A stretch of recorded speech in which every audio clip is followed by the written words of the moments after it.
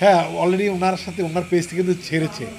সাকিব খান এবং দিয়া তাবে একসাথে একটা মুভিতে কাজ করবে। উনি স্ক্রিপ্ট বাছাই করছেন। খুবই ভাল লাগছে যে একটা ডিফারেন্ট ডে, স্পেশাল ডে। এটাতে আপনাদের সাথে দেখা হলো এবং জীবনটা এমন যে মানুষ কখন কখন কোথায় হারিয়ে যায় বলা মুশকিল। একটা ঐতিহাসিক ডে আজকে।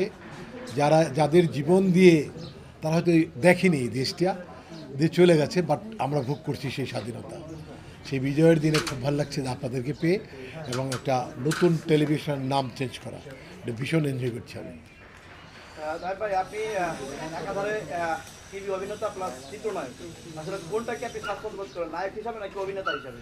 আমি আসলে দুটোকেই এনজয় করি, কারণ দুই মাধ্যমে তো আমি কাউকে খাটো করতে চাই না। আচ্ছা, কাগজের বউ শেষ সিনেমা ছিল আপনার, পরবর্তী যার কোনো সিনেমাতে আমরা ওখানে আপনাকে দেখতে পাইনি, নতুন কি সিনেমা আসছে আপনার? আমার নতুন আসতেছে এই ঈদে মাহিয়ামাহি এবং আমি অফিসার ইনচার্জ, এই মুভিটা আসতেছে এই ঈদে। আর কিশোরী, এই দুটো মুভি একদম রেডি আছে চলে আসার জন্য। আর বাকিগুলো কাজ হচ্ছে যে অনন্ত জুড়ে আমি করছি দোষ দুশ্মন, এটা আসতেছে, এটা নির্মাণ হচ্ছে। আরও বেশ কিছু সিনেমা নির্মাণ হচ্ছে। শুধু বউ আসতেছে একটা ববির সাথে, এটা নির্মাণ হচ্ছে, নির্মাণের কাজ চলছে। তবে আপনি অনেক সিনেমাতে কাজ করেছেন, বাংলাদেশের সুপারস্টারদের নিয়ে আপনার কাজ করা আমরা অনেক দেখেছি। কাগজের মতো ইতিহাস সৃষ্টিকারী একটি সিনেমা ছিল। তো পরবর্তীতে অনেকেই আমরা কমেন্টে দেখতে পাই যে শাকিব খানের সাথে দিয়ে তাই ভাই জিতু ভাই একসাথে কাজ করুক। অনেকের কমেন্টে আমরা পাই বিভিন্ন সময় আপনার ভিডিও যখন আমরা ছাড়ি, তো আসলে শাকিব খানের সাথে বা আপনার দুইজন একসাথে কাজ আপনার দর্শকরা দেখতে চাই, আসবে কিনা ভবিষ্যতে, আমরা দেখতে পারবো কিনা? হ্যাঁ, অলরেডি ওনার সাথে ওনার পেজটি কিন্তু ছেড়েছে। সাকিব খান এবং দিয়া তাবে একসাথে একটা মুভিতে কাজ করবে। উনি স্ক্রিপ্ট বাছাই করছেন। তো দিয়ে ভাই আপনি অনেক সিনেমাতে কাজ করেছেন, বিভিন্ন ধরনের ক্যারেক্টার আপনাকে দেখেছি। তো আসলে কি কি ক্যারেক্টার আপনার আসলে কাজ করতে আপনি স্বাচ্ছন্দ্য বোধ করেন?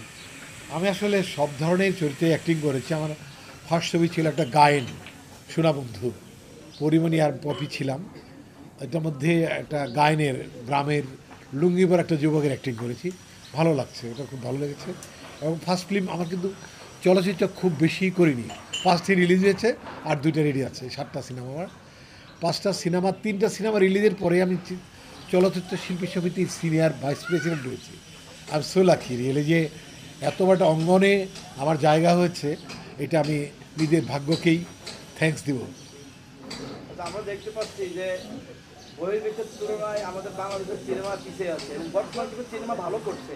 অ্যানিমেশন ধর্মী সিনেমা, এই ধরনের সিনেমা কিন্তু বাংলাদেশে খুব কম। আসলে অ্যানিমেশন ধর্মী সিনেমা নিয়ে আপনাদের কোনো পরিকল্পনা আছে কিনা?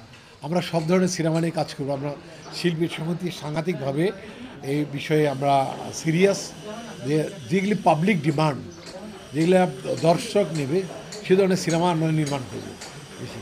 আমাদের বাংলাদেশের টেকনিশিয়ান যারা আছে তাদেরকে রেখে বহির্বিশ্বে বিভিন্ন জায়গা থেকে দেখে এডিটিং করে নিয়ে আসে বিভিন্ন ধরনের যে কাজগুলো আমাদের দেশে এই কাজ করতে পারে না, নাকি এই কারণে দেশের বাইরে যায় আমাদের কাজগুলো করে আসে?